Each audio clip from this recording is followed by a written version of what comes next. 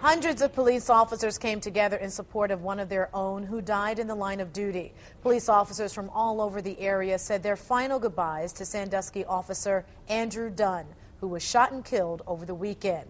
Beyond the band of brothers in blue, Dunn leaves behind a wife and 2 young boys. News Channel 5's Dan Haggerty was at today's services. And Dan, the outpouring of support for Officer Dunn was really touching to see today. It was unlike anything I've ever seen, actually.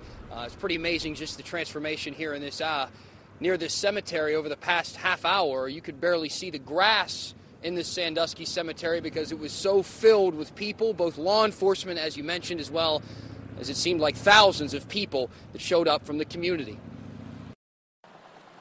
Hundreds of law enforcement from all over Ohio filed in to remember a fallen officer. 30-year-old Andrew Dunn, killed last week in the line of duty, the first officer ever killed on the job in Sandusky. Anytime an officer falls, it's heartbreaking. You know, this is like a brotherhood. We spend our holidays with these guys.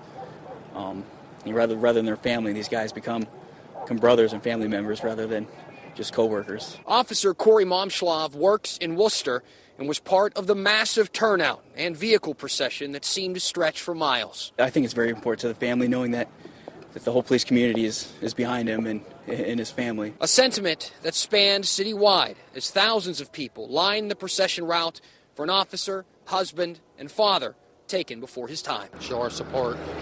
They're out there giving up their lives to protect us.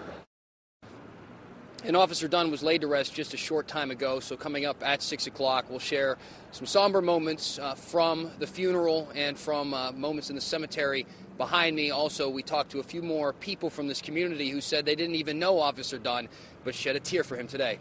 Reporting live in Sandusky, Dan Haggerty, News Channel 5.